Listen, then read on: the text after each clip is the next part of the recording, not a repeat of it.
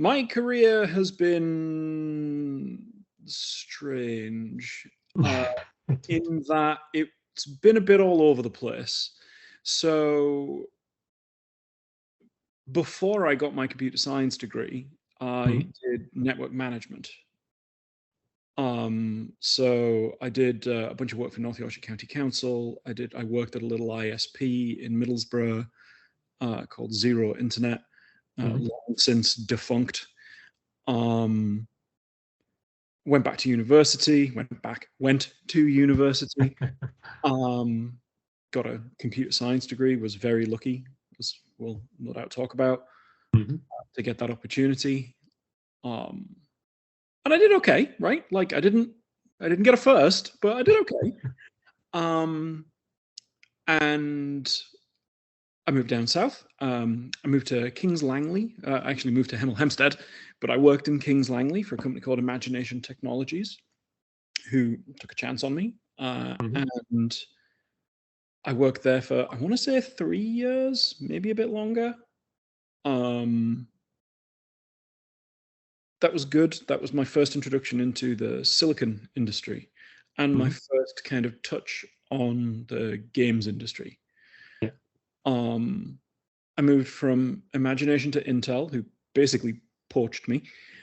Um, I worked as an Android developer relations engineer, specializing in graphics because I just worked for a graphics company. Yeah. I did that for a little bit. Then I got moved to America by Intel, and I ran their Android program. Then I ran their indie game dev program. And then I received a phone call. Hey, would you be interested in coming work at Oculus? I moved to Oculus. I ran developer support engineering and tools and infrastructure. So operations and developer relations, basically. Mhm. I did that for maybe 5 years. And I think I was at Intel for maybe 6. And then about 3-ish months ago, I started at Netflix, where I am now the tech director in games operations in the Netflix Games Studio. Quite the Um, prestigious title, I think, and the company to work for. I wake up every morning simultaneously feeling very, very lucky and crushed with imposter syndrome because, like, how can I put it? In my head, I'm still the poor kid from Borough, and I don't know that I can ever truly shed that, if you know what I mean, because it was so formative for me. Um, so then I walk into an office and I'm surrounded by all of these people who are from wealthier backgrounds and who are, they went to Stanford or they went to MIT or they went to Berkeley, and I'm like, I went to Teesside. I'm like, there's nothing wrong with Teesside University, but like you end up surrounded by these people who are from very different backgrounds.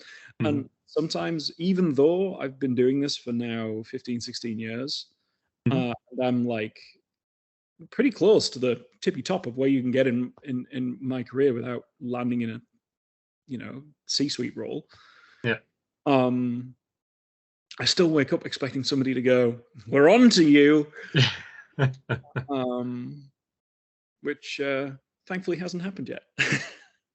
Fantastic. I think that probably speaks to the character and the, I guess, the determination, the grit that we'll come to cover in a little bit more detail as we walk through. Yeah. I wanted to start very briefly actually with your upbringing in Teesside, and I know from the chat that we had before we'd come in to discuss this. You mentioned that it wasn't the easiest of upbringings, to put one way.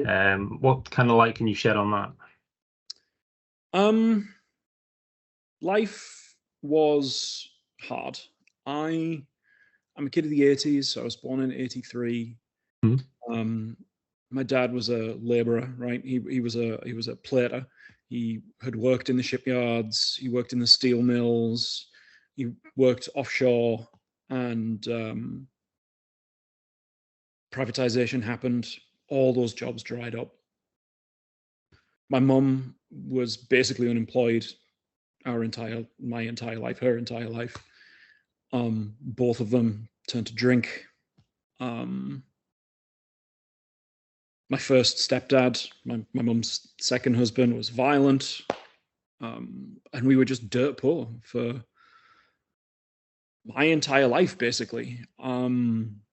There was a chunk of time where we were so poor that, without throwing blame around on whose fault it was or wasn't, we ended up without anywhere to live, and we ended up homeless. Mhm. And yeah, that was, I mean, it's shit being homeless at the best of times. When it's cold and wet and windy and miserable and you feel like you have no escape, it is even worse. And yeah, it was just bluntly awful. Mhm. To the point where I remember in my early 20s, I had a conversation once with my dad and my stepmom, and they were talking about childhood memories, right? Like, and I think what they said was, you must have some happy memories from when you were a child. Mhm. And the God's honest truth is, I don't. It's not to say that happy things didn't happen, Mhm. but I don't remember them. They've been crushed by a sea of shit. Um, and like, some of that's Teesside, right? Like the loss Yeah. of industry and the fact that there's no work and people turning to drink, and like some of that is down to just the unfortunate ride that Teesside as an area has had, and some of it's down to the specifics of my upbringing. Mhm. Um, but they kind of feed into each other, right? Yeah. And growing up in Teesside itself, even at the best of times, isn't the easiest, right? Like I said, it's not really any jobs, right? And there hasn't been for what is probably now close to 40 years. Um, there's not really anything to do. Nobody has money. Um, there's just not a lot of opportunity. Basically, there's not a lot of opportunity, and it feels like every time there starts to be something happen, the whole area gets kicked again. Um, I remember I went back to visit family a couple of years ago, before the pandemic, basically before the pandemic, Mhm. and we were driving down Linthorpe Road in Middlesbrough, like the main, one of the two main roads that run through Middlesbrough, and it was actually starting to feel kind of vibrant, right? Like the university was doing gangbusters, and it was starting to fill full of these little bars and little markets and bougie little shops and stuff that were all like appealing to the students. And then the pandemic happened, and that what looked like it might have been just that beginning of a little uptick, Mhm. gone, just gone, crushed. And it feels like that's the story of Teesside since the 80s. And I was lucky enough to be in the right place at the right time and meet the right people often enough that didn't become my story.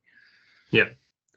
That's something that I'm very keen to focus on. Firstly, from a personal perspective for you, of course, the formative years, the years that kind of build your character, build your personality, and who you are moving up to kind of mid to late teen years, are this situation that is, it's struggle, it's tough, everything you have to fight for, it's almost loaded against you, the game, and it's harder for you to win than anybody else in a similar situation. So I guess my first question is, what is it that drove you through that? What is it that brings you to the point where you say, I'm going to change this. I'm going to make things different for myself. I'm going to push this forward. So I have an answer, but it might sound a little bit flippant, because the Okay. answer is, what other choice do you have? Yeah. Right? Like, I, 15 years old, I wake up on a morning. My mum is out cold because she didn't get in until 2 o'clock in the morning, and she's drunk because she was drinking with my stepdad. Mhm. And I probably had 3 hours sleep because they got in at 2 and then argued till 5, and beat each other senseless. And now I've got to get up and go to school. and I've had like 2 or 3 hours sleep. And you live in that environment, and I look at my mum and I look at my stepdad, and I'm like, I don't want to be like that. And to some degree, it's like I'm going to make every decision they wouldn't. Yeah. Because I don't want to be like that, right? I don't want to live like that. I don't want my life to look like that. And when you make that decision, you don't really have a hell of a lot of other choice. So, for example, I moved out of home at 15. Mm-hmm. I moved into a shitty little bedsit in Stockton, and like, yes, things weren't good, and maybe it was the wrong decision, and it led me down some very dark moments in my life. But I made that decision because the other option was to stay where I was, and that was worse. Mm-hmm. So what made me decide I wanted to change things? What made me decide that it was time to make different decisions? Because not making different decisions would have killed me, bluntly. So something inside was driving you forward to say, not me. Yeah. This will not be me. Yeah. And the truth is, I can't tell you if that is some voice in my head that said that, or whether it was just looking at my parents and being like, I don't want to live like that, or whether it was being in that situation and thinking, this is shit. Mm-hmm. And like, I probably can tell you. I think to some degree, it's you live in that situation and it gets so bad, you get to a point where you're like, I have two choices: get out or get 6 foot under. Yeah. And so don't get me wrong, I definitely attempted both of those, right? But eventually I picked get out. Mm-hmm. So you're 15 and you choose the bed sit, and the bed sit, I think, represents the action of, okay, I'm going to go out there and take on the world because I have no choice, and this is the way forward. Yep. How do you move from that space into the university opportunity? Because a lot has to happen between 15 and 18, right, to get to a point where that's possible. That's actually the interesting thing is, I didn't go to university at 18. I went to university at 23. Right. And it still begs the question, there's 8 years of my life there. What happened, right? Well, you move into a bedsit and, you get council tax benefit, you get housing benefit, you get some income support. It's not enough. Everything's still shit. But at the end of the day, like, you've got to do something because you need to put food in your belly, you need to keep a roof in your head, you need to stay warm, you need to fill your time with something. And I'm not going to fill it with alcohol because I've just seen what that does. Mm-hmm. I got a job. There used to be a Blockbuster. I worked in the every evening, 7 days a week in the Blockbuster, and it was fine. I was about to say it was shit, but it wasn't shit. It was fine. And during the day, the only thing that I had any interesting was computers. Mm-hmm. And I was calling every company in the yellow pages, just being like, give me an opportunity. I will do, I will fucking shovel shit if it is what I need to do, right? Just like anything. I don't care. Just, if you don't want to pay me, then I will find a way to make it work. And eventually, actually, it was quite funny. Some tiny little company called Zero said, okay, we can make this work, but. And the but was that it had to be basically an apprenticeship in IT. Okay. And I don't remember the details at this point. It's quite a long time ago now, but like there was some computing/IT business in Stockton who would do apprenticeships in IT, But really, it was like data entry. And I was doing like network administration, but they made an arrangement and they would pay me like £350 a month or something ridiculous like that. And I would come in and just work full time. And then this guy would turn up from this school and just be like, I have no idea what you're doing. So I'm just going to tick, yes, you're doing great.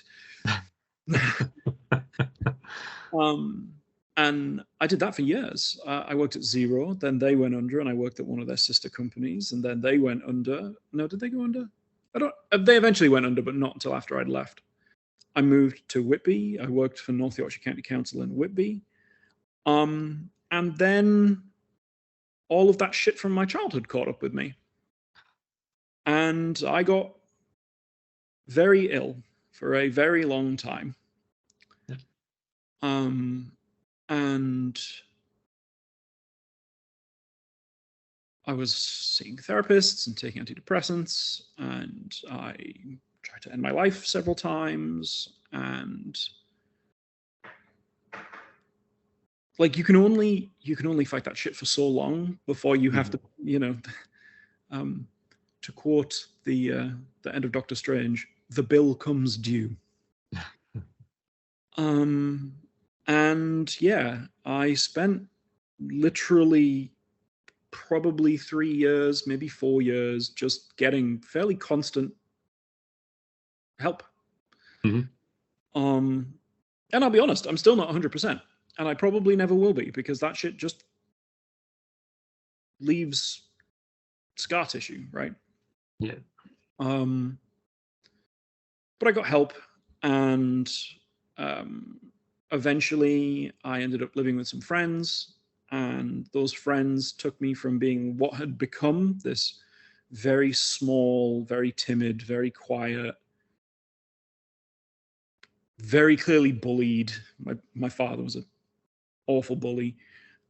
Agoraphobic person.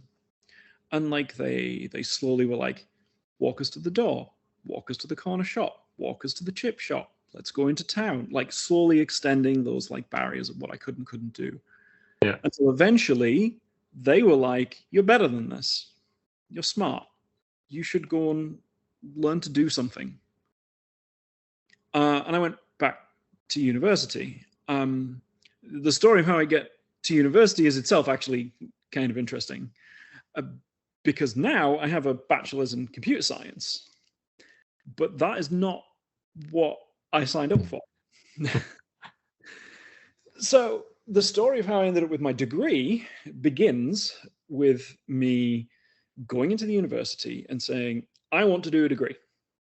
And the university going, okay, like Teesside University is great, by the way. Teesside University, it's an amazing place, and they will bend over backwards to help you.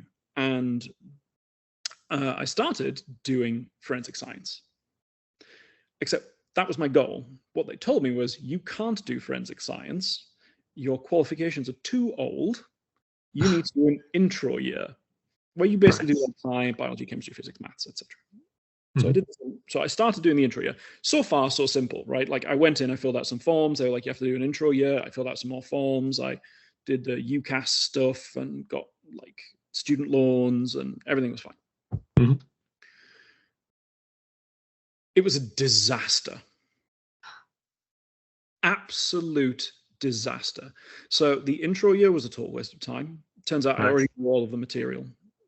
Like the only thing, like my career superpower is just that I've got a really good memory for stuff like that. So I remembered it all. But they moved me on to the forensic science degree because my chemistry teacher was just like, you're wasting your time. So they went and moved me on to the forensic science degree, and it was a disaster. That was where the disaster happened, because I hated it to the point where my mental health started taking an impact again. Okay. And it was like, I can't do this. I absolutely can't do this. And my friends again pushed me. They were like, you can do this. And if not this, then something else. And that kind of leads into how I ended up getting onto computer science, because I basically was left with two choices, which was try and find another degree, which I definitely wouldn't be qualified to do, or quit. And as covered with moving out of home, quitting kind of wasn't really an option because I'd seen what that looks like and I'm not going there, right? Yeah. Like, come hell or high water, I am not going there. Yeah. So I go to the School of Computing, and actually I think the name, there was a particular lad called Matty who tells me, Bob, you should go and talk to the School of Computing because I think you'd probably be really good at it. But at this point, it's almost the end of the first semester. It's like November, December. We're like 2 weeks away from the end of the first semester, right? The end of the first term. Yeah. To use a less American term. And it's just not going to happen, right? Like universities don't do that shit, right? Like it's too late. You've missed too much of the course. You are not going to get a start. You're just going to have to come back next year. But the problem being, no job because I quit to go to university. If I drop out, no student loans, no maintenance loans. I'm in Middlesbrough. There is no work, right? Like I literally financially cannot afford to quit. But for my own health, I can't afford to stay. Yeah. So I guess I kind of go, fuck it, what have I got to lose? And I walk into the School of Computing building. I find a guy called Keith Ditchburn. I think he's still at the university, actually. He taught the games programming course. And games engine development, I think was the name of the module that he did. And I remember talking to him and being like, you should totally let me on the course. Please let me on the course. And he says no, because why would you say yes, right? Like I have no relevant qualifications at all. I'm just some guy never met before who walks up to him and is just like, please, sir, can I do a university course? So he says, what kind of guy was he? Was he quite, was he approachable at least? Was that an easy conversation or did you have to build your way up to it? No, it was a super easy conversation. Keith Ditchburn was so I was actually like Matty told me to talk to Keith Ditchburn because he was approachable. Got you.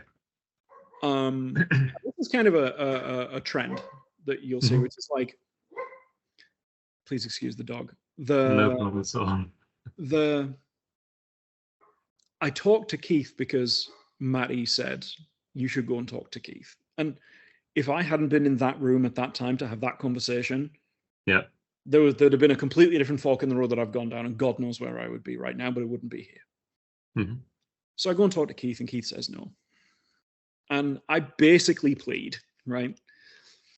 And Keith, I don't know why, to this day, I've got no idea what made him do this. But bluntly, I basically owe him my entire life from that point onwards because of this. He says to me, look, I will give you the coursework for the end of the first term. If you can pass it, I'll let you on. And he gives me the coursework there and then in his office. I walk away. 2 weeks later, I hand it in. And I smash it.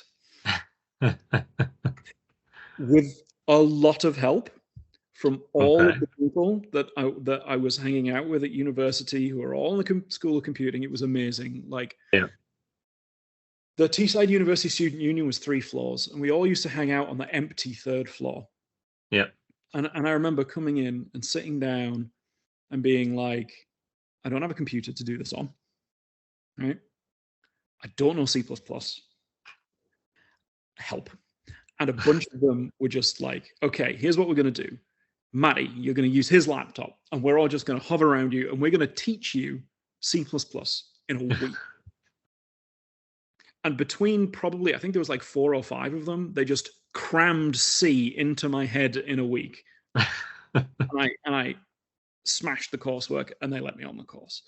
But really, like, Keith had no reason to take that risk. But he did it anyway, out of, I don't know, the kindness of his heart, or because he saw a hard luck case and he's a sucker for hard luck cases. I don't know, but like I feel like that has been repeatedly the story of my life. Is there is like a luck bell curve, you know what I mean, where Yeah. some people fall on the bottom end of that bell curve, and I've been lucky enough to repeatedly fall on the top, where I've been in the right place at the right time and met the right people who are kind enough in the right ways that I've been able to get where I am. And maybe I'm downplaying my own abilities, or maybe I'm not. I don't know. But I genuinely think, like, if my friends hadn't pulled me together and told me to go to university, I wouldn't be here. If Matty hadn't said, "You hate this course, you need to do something else, and I think you should go and join the School of Computing," I wouldn't be here. If Keith Ditchburn hadn't said, "Look, I will take a chance on you," I wouldn't be here. And I did my course, and I ended up taking 4 years to do it instead of 3, because again, you know, mental health is a thing, and that bill still comes due. You can't escape. You can't escape that kind of upbringing forever. Very true. So I did my degree in 4 years, and I got a 2-1, right? And that kind of leads me on to the next bit, which is, I mentioned earlier that my first job was at a company called Imagination. So Imagination's based down in Kings Langley. Yeah. Fucking long way from Middlesbrough. The story of this opportunity and how you come to be in the building to have the interview itself is a fantastic one. So I'd love it if you could tell that one now. So I finished university. My student loan money has run out. I'm living with this guy called Bren, and like, I need a job, man. I need a job. Like, tuition, you know, not tuition loans, maintenance loans have run out. Like, food is running out. Rent is about due. Like, I need a job. So I start looking for work. And I'm not having the most luck. Again, because, to not beat a dead horse, there's just not a lot of work in Teesside, and I don't really want to go and work in a call center after having just spent 4 years doing a computer science degree. Yeah. I could have done that, right? And if the shit had indeed hit the fan, that's exactly what I would have done. But I started applying for jobs, doing games. I applied in Rockstar in Newcastle, and I applied at Team 17 in Leeds, and there was a couple of places in Middlesbrough, etc., etc. But I was signing on at the time, and the job centre didn't get it. They did not understand. Like, I would come in and I would sit there and I'd be like, I've applied for these kind of jobs. You know, like, here's the list of work that I've applied for. Here is my skill set. And for a job centre in a town with probably one of the biggest schools of computing in the UK, they knew nothing about computing at all. And they would repeatedly tell me, like, oh, you need to apply for like these data entry positions, or like they would see a list of computer skills, and they would be like, oh, he knows how to use Word. I'm like, yes, I know how to use Word, but that's not what my degree is in, right? Like, I'm a programmer. So I just kept applying, and I would apply for the things that they told me to apply for. But I would keep applying for like programming positions. And eventually I got a call back. And I got a call back from this company down near London, Kings Langley, called Imagination Technologies, a guy called Carlos Saria. And he's like, what, person number 3 or 4 in the chain of people who are suckers for hard luck cases, I guess. And they were like, we did a telephone interview, and me and Carlos got on well. Telephone interview went great. And they tell me, we'd like you to come for a face-to-face interview. I'm a poor kid. I'm not a kid at this point. I'm a like poor 20-something lad, right? In Teesside, whose parents have no money, whose family have no money. How the fuck am I getting to Kings Langley and back for a job interview? Now, at the time, the job center had this thing where you could go into the job center and you could say, hey, I've got an interview. I need help getting appropriate interview clothing and getting to my interview. And they said, no, we won't pay for your train ticket. We won't pay for your coach ticket. And they wouldn't do it because it turns out that this thing that was in place, if I remember correctly, this thing that was in place was, it had to be in your area. Right. And they were like, so we're not going to pay for you to go down to this interview in Kings Langley. But if you want to go to this other interview at, this data entry place, yeah, we'll do that for you. And I'm like, I got this interview. I'm going to this interview. Like, this is a job that I can do. This is a job that I want. I'm going to this. No idea how I'm going to get there. And we get to like the day before. I still no idea how I'm going to get there. I've already told them, yes, I'm going. I've already told them I'm going to be there. No idea how I'm going to get there. And I guess I'm not really sure what went through my head, but I thought, fuck it. I'm just going to find a way. And I walked to Middlesbrough bus station, not very far. It was like a 10-minute walk, when I knew that there was a coach. And I basically tried to plead for people to help me get the money to get the coach ticket to get down there. Now, Teesside, Middlesbrough's bus station, it's full of people who beg for money and zero luck. But the National Express coach driver had heard me asking, and it was the coach down to, what's it called? Milton Keynes Coachway. Yeah, okay. The coach down to Milton Coachway from Middlesbrough. I think it actually goes all the way to London Victoria, but it stops at Milton Keynes Coachway.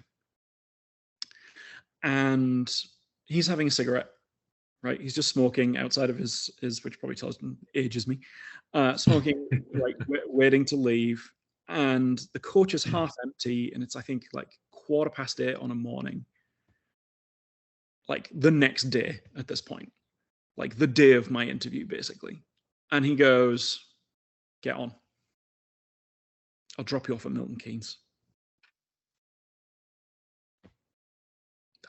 I've got no idea who this guy is. I still don't know what his name is. Never met him again in my entire life. But like some dumpy 60-year-old dude who smelled of cigarettes and had probably seen some things.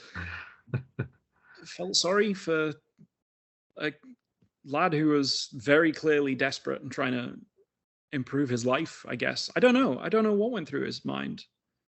But he just said, get on, right? So I did. And I cried. That happens a lot. I cry a lot. I'm a big softie. And I took the coach down to Milton Keynes. I got off at Milton Keynes 90% of the way there. I'm like, okay, I'm close enough that fuck it. I'm going to go stand on the edge of the M1 and like, help! Just stick my thumb out and hope somebody takes a liking to me. And somebody did. Somebody pulled over. They were going to Hemel Hempstead. I jumped in. They drove me to the edge of Kings Langley, which is right next to Hemel Hempstead, and I walked the like 20-minute walk to the Imagination office. I get there, I have my interview. It goes extremely well. I leave, and I'm back to like, okay, I'm hundreds of miles away from home. How the hell do I get back? Like, right. Mission complete, I guess. I basically hitchhiked the entire way back. It takes me like 2 days to get back to Middlesbrough. And I'm like halfway home, and Imagination call me, and Carlos is like, we'd like to make you an offer. And they offered me an amount of money, which was more money than I had ever thought I would ever earn. Now, at that point, like, it was, I think, £22,000. was like starting wage for a teacher on a PGCE, I think. Right. Yeah. I remember looking up the PGCE and being like, okay, I'm not doing data entry. Worst case scenario, maybe I can teach IT. And I remember the number being the same. And they made me an offer. I accepted, and I basically hitchhiked my way back to Middlesbrough with a massive shit-eating grin on my face. Of course, then next problem, which is, okay, I'm relocating down to Kings Langley. I can't afford a down payment on an apartment, on a flat, right? I can't afford a month's rent up front on a flat. I can't even afford to move my stuff down to Kings Langley, never mind anything else. So I have to do then what I'm actually literally doing right this very minute. Yeah. Which is selling everything I own to get the money together, to get on a bus, to go to where I need to be, and then basically finding somebody who would take a chance. And I was lucky, like Imagination had some folks who were willing to put me up for a couple of weeks till I got paid my first paycheck. I got paid my first paycheck. I could afford to pay rent. Yep. But like, again, if this random old coach driver whose name I don't think I ever heard hadn't, like, I don't know, felt sorry for me, I wouldn't currently be sat in San Jose about to move to LA working at Netflix, right? If Carlos hadn't decided, I'm going to call this kid, I was like 27, something like that. I'm going to call this kid and give him an interview for a role that I probably wasn't really qualified enough for. If we're being honest, if he hadn't decided, you know, I'll give him the time of day, again, I wouldn't be in California. Yeah. So at that point where, I say, you're around 27, 28, something like that, there, and you've already been through very significant changes. You've met with significant forks in the road that are more straight left and right rather than they are forward, go a little left, little right. And it seems like luck may have played a part, but it's almost fate that you arrive at these places because you want to better yourself. You want to get to the next stage, or to create a situation or a life situation that's better for you. And something answers, or something comes and says, here's an opportunity. And then once that happens, you grab it, and then you never look back. The way I always thought about it was, I do think a lot of it is luck, but I don't think it's just luck. I think that what's the phrase? Luck is a mixture of preparedness and like positioning or something like that, right? And the way I always thought about it was, after I made that decision early on in my life that I was not going to grow up like my parents, I was not going to live like that, I kept my head on a swivel. And the moment I saw any opportunity, anything that was flying past me in a direction that was just away, I would just grab it. And to some degree, I don't know that I even cared where that opportunity was going, as long as it was away. And I don't want to say it's just luck, because I feel like when I do that, I'm downplaying the stuff that I went through to get it and the effort that I put in. And I also think that I'm downplaying the effort that other people in similar situations have put in to get out of that. But I do think it's both. I don't think graft enough would have got me here. It's graft and opportunity and just like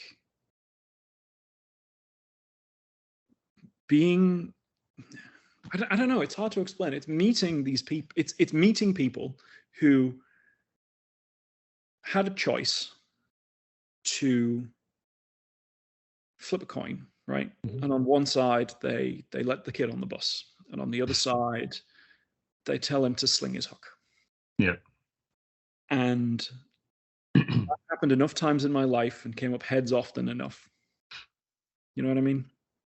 And like, yes, you can say that maybe somebody else wouldn't have been at that coach station, right? Maybe they wouldn't have stood at that. Like I was in Middlesbrough bus station all night until they closed it and kicked me out. And then I came back the first thing the next morning, right? Yeah. Because no wasn't an option. Going home wasn't an option. No, exactly. Because going home wasn't an option. And it never was, and it never will be. Because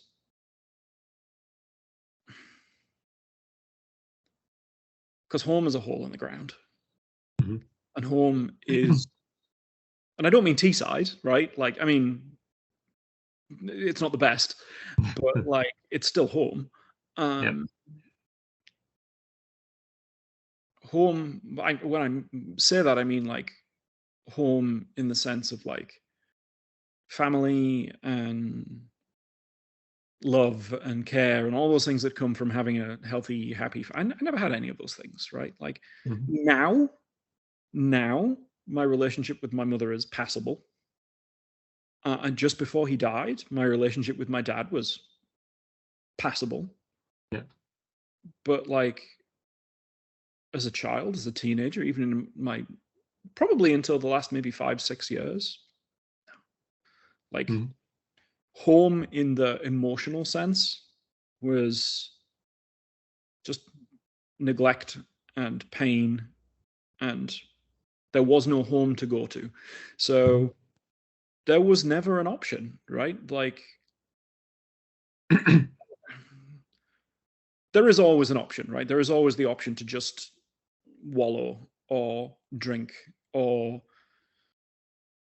do things that feel like they're the only choice that you have. Maybe if I had been in those situations again, and instead of those coins being flipped and coming up heads and they come up tails, maybe I'd have ended up walking down that route because I would have had no other option. And I'm talking like people who end up dealing drugs or people who turn to drink or et cetera, right? Like these aren't necessarily bad people. They're people who've been put in a position where they have no other options. I was lucky in the sense that enough of those coins came up heads that I was able to not have to go down that route. But yeah, going home was never an option, and I never let it be an option. And because I never let it be an option, I was just kind of did what I needed to do. I think from a situation like that, and a situation that continues to be like that and forces you to dig deep, almost to find it in yourself, to say no to so many different things that can take you away, or you can feel like there is no path forward, and suddenly something changes on the right day. As you say, you meet the right person, the right bus driver feels generous, the right lecturer sees something in a conversation in you to give you a chance. I guess the resilience, the sheer strength of character and strength of will that it takes just to get to those situations is something that builds the foundation, almost the bedrock of what you would need to move forward in your career, and the soft and the people skills that you can take forward and employ in situations where you're doing it professionally and you're having to deal with people in a similar but a different situation, if that makes sense. There is some kind of secret superpowers that come out of this that have helped me in my career. And some of it comes down to grit, right? Which is like, I'm very persistent and I'm very good at not taking no for an answer because that's been my life, right? And I'm very good at, and it's very hard to threaten me. By which I mean, like, I can walk into a meeting and it's corporate America. It's political. Everyone's got little kingdoms, and like every company is different. I'm lucky that Netflix really doesn't have a lot of that. But certainly earlier in my career, that happened, right? And people would throw around job titles, and there's always this kind of veiled threat associated when people start doing that, right? Like, I think you'll find I'm the chief operating officer of the company, or I think you'll find I'm the director of operations, or I'm the director of engineering. The veiled threat there is always, and I'll fire you if you don't shut up. But bluntly, bitch, I'm from Teesside. What the fuck do you think you're going to do?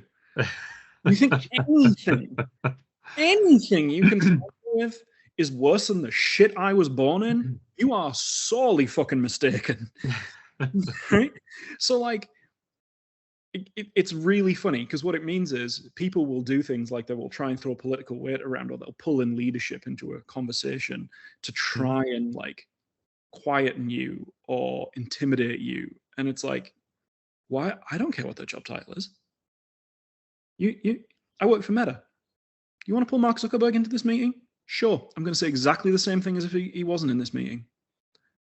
I'm not intimidated because he has a lot of dollars or because his job title is fancy, because at the end of the day, fuck are you going to do? Fire me? All right, I'll find another job. Can't find another job? I'll move back to UK. Can't find work in the UK? I'll go and work at Asda. I've been in worse positions. I will make it work because there is no other option. And that approach, that freedom, and the confidence and the ability to know when you're right or when you have a feeling or a solution, I guess, in a business sense, where you know it will move forward, is something that I find it very intriguing. I find it very it's almost energetic, it's attractive to see and to watch play out.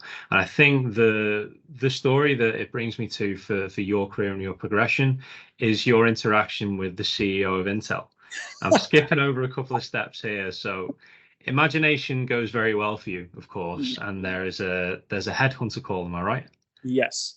So by the time I leave Imagination, I'm spending most of my time doing developer relations, which is basically the job of helping video games run well on your hardware. And my specialization was in Android. And at the time, Intel was like, we're going to sell Intel CPUs into Android tablets. But nobody in their developer relations team knew anything about Android. So they were like, we need to go find a guy who is just wicked smart on Android graphics. And I was speaking at GDC, the Games Developers Conference. Imagination had flown me out of San Francisco to go and talk about our latest designs because, I don't know, they decided that I had the gift of the gab. And, oh God, what was his name? Rich Hoodie. Rick Hoodie? Rich Hoodie? I think Rich Hoodie. Yeah, Richard Hoodie, who was then at Intel and then moved on to AMD. He came up to me at GDC and he's like, "So, I just watched your talk. You're quite good at that. We should talk." Interesting. And, following on the same logic as had kind of ran most of my life at that point, I said, okay, because at the end of the day, what did I have to lose, right? Like, and actually, this is something that I still do today, which is if someone comes along and says to me, we should talk, I will always take that phone call. Yeah. Because the cost is so low and the opportunity, who knows? Keep my head on a swivel, grab anything that's moving away. So I talked to Hoodie, and we have an interview. Interview goes really well, and I start as an Android developer relations engineer at Intel, and I'm living in the UK. I'll skip over a bunch of the details, but turns out that a lot of the problems they had were systemic. They were more to do with like, they weren't the kind of thing an Android engineer on his own can go into a video game and solve. They were problems that were business problems. Yeah. And I identified what those problems were. And I told leadership, hey, we should go and solve these. And here is how I think we should go and solve them. And then they chose to not do those things. And then the things that I said would happen happened. So someone, a guy called Steve Augustine, comes back to me and says to me, Bob, you keep being right about things. We should talk. I still talk to Steve. In fact, I had dinner with him 2 nights. Last night. I had dinner with him last night. And he offers me a position to come work for him in Santa Clara, running their Android program. Yeah. Now, the reality is their Android program didn't work out and blah, blah, blah, blah, blah. But the opportunity was huge. Yeah. How would you like a significant pay rise and to come and live in sunny California, and we will give you a visa and we will pay for you to get a green card? And like, my brain is just going, must not just jump up and down and accept whatever first offer they give me. Must not jump up and down and accept whatever first offer they give me. Come on, Bob. Come on. But we negotiate. I basically take the first offer they give me out of excitement. And it includes relocation. And me and Steve start talking about what the job looks like and how am I going to start? Can I start while I'm still in the UK, etc., etc. In the meantime, the relocation is ongoing, right?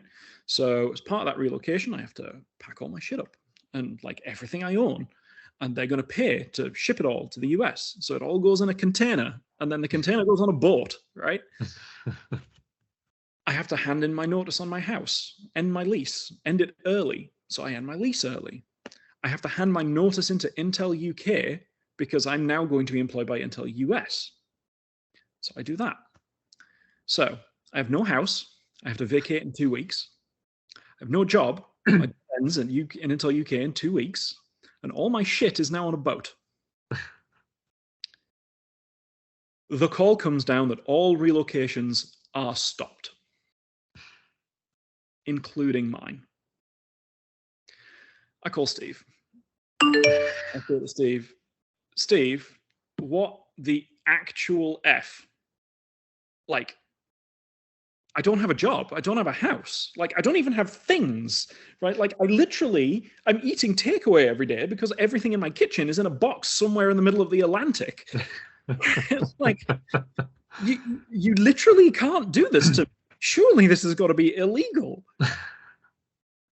So, I mean, he's very sympathetic. And he says, I'm going to go and see what I can do. He hangs up and he goes to his boss.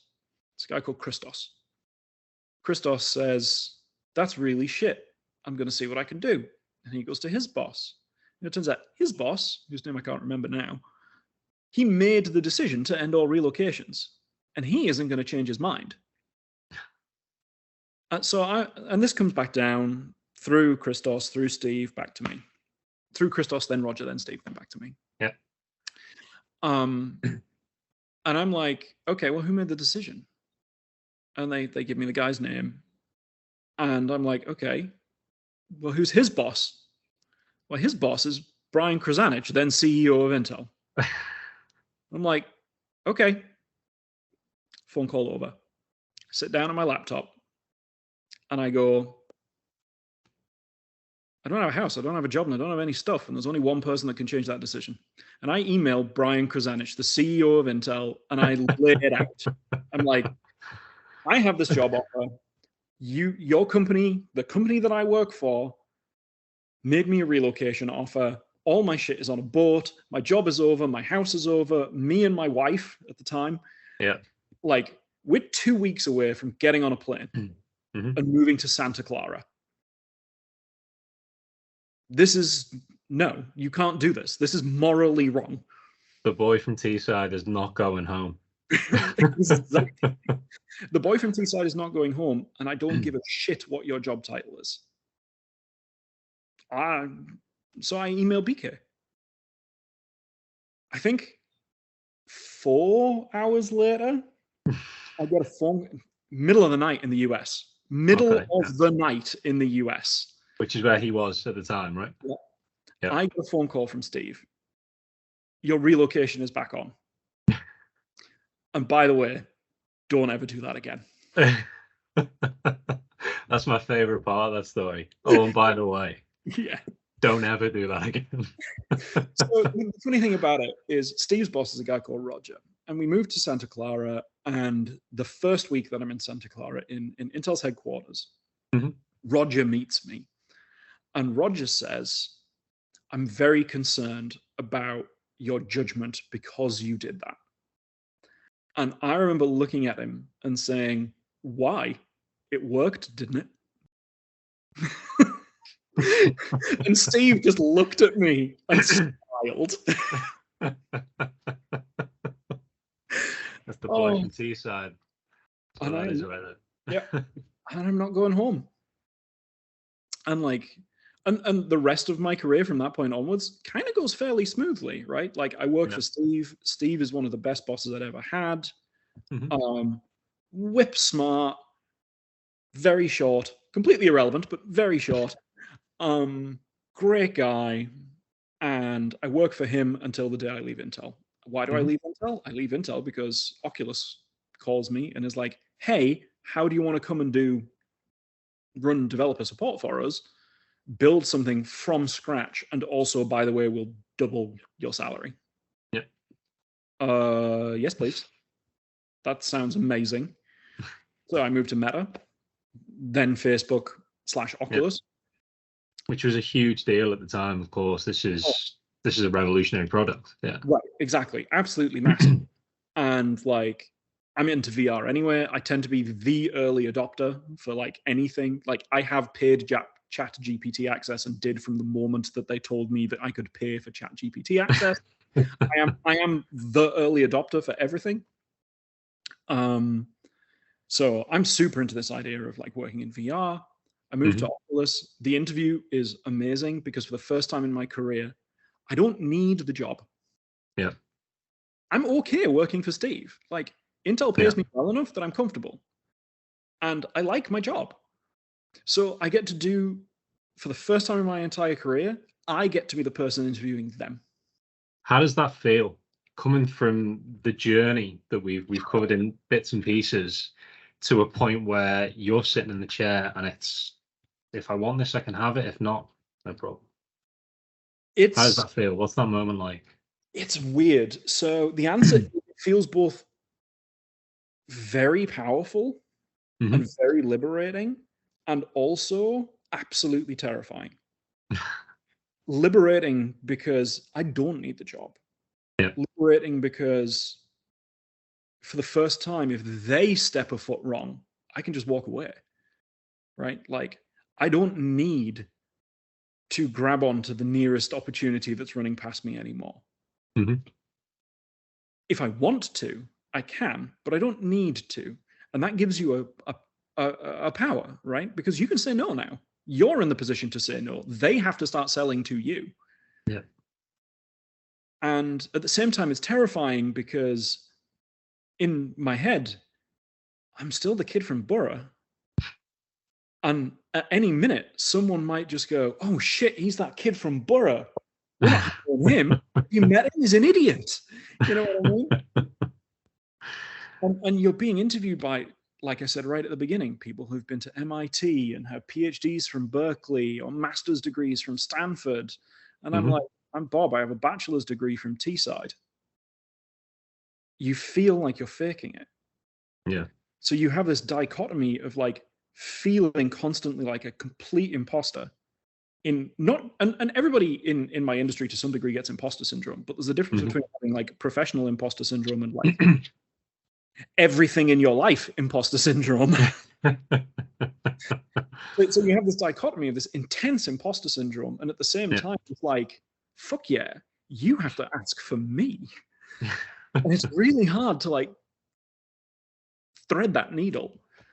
But it was good. I went to Romolo's Cannoli on the peninsula up near San Francisco, and I met with Casey Galang, Chris Pruitt, who would be my management chain, and we must have been in this cannoli place for like 4 hours. I'd had the phone interview. The phone interview went great, and Casey said, we'd like you to come in for a face-to-face interview. And I have no idea what made me think that this was okay or do this, but I said to them, actually, before we do that, I'd like to meet you and Chris and like talk about what the role is and like what the business is and all of this stuff. And that's the kind of point at which I'm like, no, you don't get to face-to-face interview me. I'm going to face-to-face interview you first. And we did that, and it was amazing. And it went great. I ended up starting at Meta. I ran that team for, I think, 5 years. Hired some great people. I deliberately didn't put needs a degree in a lot of my job requirements, because if you can prove you can do the job, I don't need you to be able to have a degree. And for me, it was also because needing a degree in America is basically coded language for must either be up to your eyeballs in debt or a rich kid, right? And like, Yeah. I'm always thinking when I was always thinking when I was writing these job specs, would this job spec let me hire me? You know what I mean? Yeah. I think that's quite a powerful line, actually. And I think I try to make sure the answer was always yes. Because just because someone is from a non-standard background doesn't mean I can't do the thing. Yeah. Show me you can do the thing, and I don't care where you're from. I don't care that you are homeless. I don't care if you're in prison. I don't care. I don't care. Like, if you can do the thing, you can do the thing. I hired some great people, and I gave some opportunities to some people that, to this day, I think are just gonna absolutely kill it. There's one lady that I hired into Meta called Giselle, who I swear to God, one day she is going to be hiring me. She is amazing. And eventually it got to the point where I was like, I just don't need to be here anymore. Right? Like, people I'm hiring are great. I'm just in Giselle's way, basically, at this point, like career growth wise. I'm going to start looking for something else. I started looking around internally. I started looking around externally. I emailed Mike Verdu, who runs game studios and who previously I'd worked with at Meta, and was like, Mike, I'd love to come work with you again. And my name ends up in a hat somewhere for a tech director's role, and I come and interview, and the interview goes really well, and they make me an offer I can't refuse, and now I'm at Netflix. And here we are. And I'm still, in my head, the poor kid from Borough. I find it again, intriguing is the word that I'm always drawn to when talking about your story, is that you come to a place where the imagination interview at first, you're selling everything to get there, to make this happen. We jump to this point now where it's Meta onto a couple of things in between, but onto Netflix now. And again, you're selling the things that you have now to move over there. It's almost the same story, but it's because you've come through this many revolutions, or evolutions, I should say, evolutions of you in a professional sense. You come to a point where it is, as you mentioned earlier on, almost the pinnacle, but it's the same experience, just at a different level. So it's the same person. It is the boy from Teesside walking in with the Netflix polo on. Yeah. And it's interesting because there's a kind of symmetry to it, right? But there's different reasons for it. So like when I was selling everything that I owned to try and get down to Kings Langley to start my job at Imagination, I did it out of necessity. Yeah. I had to do that. There was no other way I could possibly have started this job. Now I'm selling everything I own because I want to. Because I'm going to move down to LA, and I'm divorced now through no fault of me or my wife, my ex-wife. Like, it was very amicable. But I'm starting over because I want to start a new life, because I have the freedom now to be able to sell everything I own and decide what I want at the other end, which is a freedom I never had before. Now, if you look at it, you'd think, well, I'm repeating the same process. In a sense, I am, right? But the reasons are different. Now, why can I do this? I think is interesting. I can do this because I'm not sentimental. And the reason I'm not sentimental is because my life has been throwing away everything I have to try and chase the next thing, because the next thing is the thing that moves me furthest away from being like my parents. Right? So I have no sentimental attachment to the couch or the bed or the pictures that are hanging on the walls or anything like that, because ultimately they're just things. Yeah. Things can be replaced as long as you can afford to replace them. And if you can't afford to replace them, don't. Fill your life with other stuff instead. That's what I had to do when I was a kid. That's what I had to do when I was a teenager. It's what I had to do when I was in my 20s. I didn't have money for things, so I filled my life with other stuff instead. I worked with a guy called Dan Morris when I was at Meta. And in a kind of slightly odd way, he always had a very kind of stoicism and Zen kind of philosophy going on. And he pitched it differently to this, and I recently talked to him about it.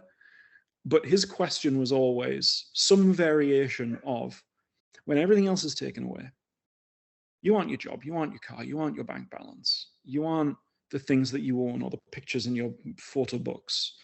You want any of those things, because all of those things can be taken away by somebody else. And when you take all of those things away, what's left is who you actually are. So, Bob, who are you? And I guess to some degree, I knew the answer to that because I'd already had nothing. And sure, over the course of my life, that answer has changed in degrees, right? But I still know who I am. And very soon I will once again have nothing. Except this time, I'm okay with it. Yeah. Yeah. Certain cyclical symmetry to the whole thing. I feel the calmness. I feel the oneness of you saying that. It's very soothing to say that. Soon I'll have nothing, and it's good. Yeah, it's peaceful. That's actually what it feels like. It's like Zen. I'm not religious. I'm not a Buddhist. I don't read Stoicism or any of that stuff. But yeah, it feels good. It feels good. So in this place now, moving forward with this, it seems again a revolutionary project, I guess we would call it, with Netflix moving into the games. You're in a state where almost creativity will flow. We probably border on things that you can't say for contractual reasons and everything else that comes with the red tape. But what can we look forward to? What are we allowed to speak about that we can look forward to, I guess? So the first thing is, obviously, we've already launched about 60 mobile games. And if you have a Netflix subscription, they're all free. Yeah. So I can't give you details, but what I can do is I can ask a question. Yeah.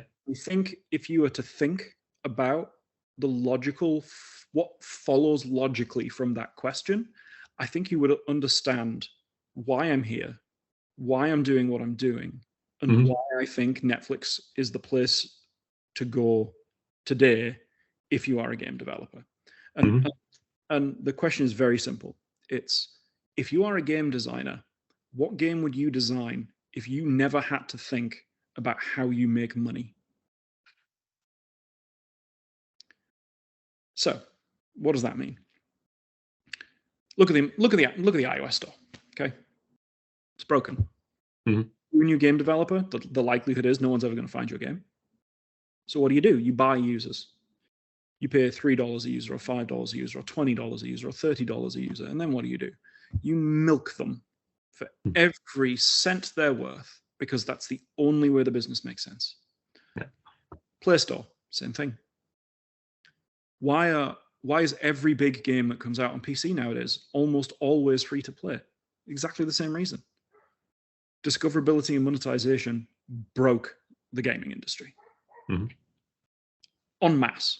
Yes, there is individual companies who can ship a premium game that does well. There is individual company like CD Projekt Red, for example.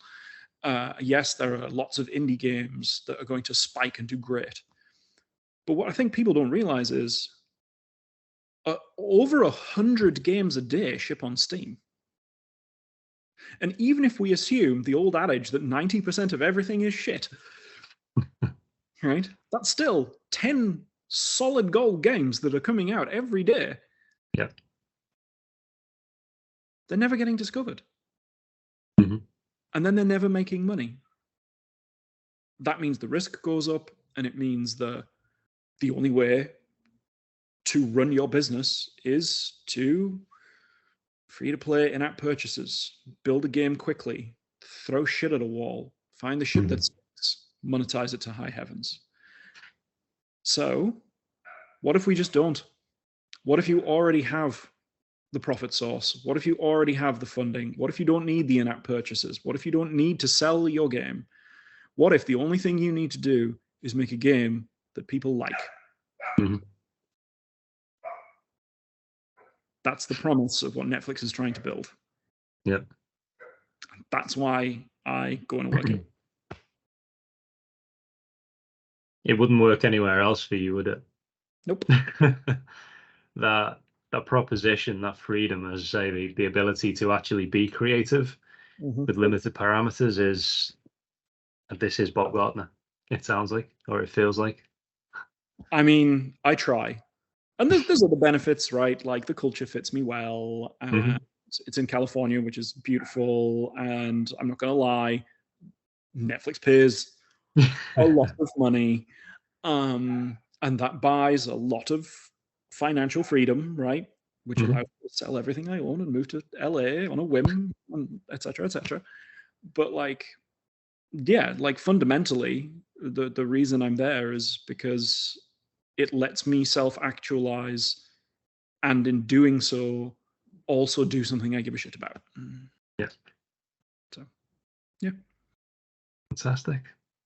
Well, I think to bring it towards a conclusion, I would say I always like to ask a question about I guess the most important things that you've learned, and I never like to say give us your top 3 or give me the number 1 thing or anything like that. It's more of an open thing. But what are important lessons that you've learned in the tougher parts of seeking jobs or trying to move your career forward that you can offer to people now who may be in a similar situation given where we are economically? I lived through some shit. And it took time, but now I'm sat in California working at Netflix making video games for a living. There's always hope.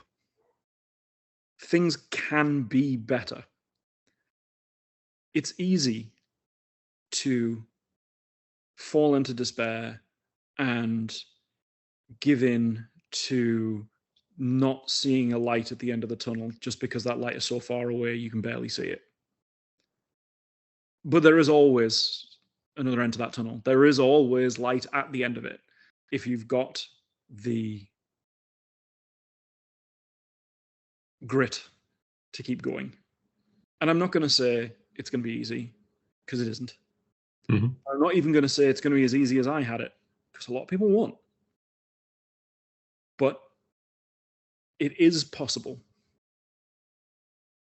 Don't give up. Because if you give up, you end up stuck in Teesside, drinking yourself into oblivion, like my parents. That would be the first thing. Yeah. For people who aren't from a background that looks like mine, who want advice, don't. Two things. Yeah. One of these is maybe a little controversial because it's advice that I follow as a person, but it doesn't necessarily mean it's going to be applicable to everybody. Don't be somebody you're not, and don't modulate yourself for other people, because you're just going to end up unhappy. If you're already in the industry that you want to be in, and you're already far enough along in your career that you can move, right? You're at the point where I was when I was at Intel. Just be the person that you are. And if you're not the right fit for whoever is trying to hire you, there will be somebody else who you are the right fit for. So just be you. Yeah. Truth. And if you are a kid or a student fresh out of university, don't be afraid to try and do things people think you can't do. That seems really generic, but I mean, like, I didn't have the resume to get that first job that I got. Mm-hmm. I applied anyway. I didn't have the money to get to that interview. I went anyway. I was told I would never pass my GCSEs because I was never in school because of how awful my home life was. I passed them anyway. Like, whenever anybody tells you you can't do that, stick your middle finger up at them and go and do it anyway. I love it. I love it. And truer words have not been spoken. Bob, thank you very much. Thank you. Thank you so much for an interview that I guess we were both coming into to explore what it was going to be, but it's been open, it's been vulnerable, it's been honest, it's been true. I try. Because at the end of the day, if I'm not honest, nobody benefits. Very true. An absolute pleasure, sir. Thank you so much.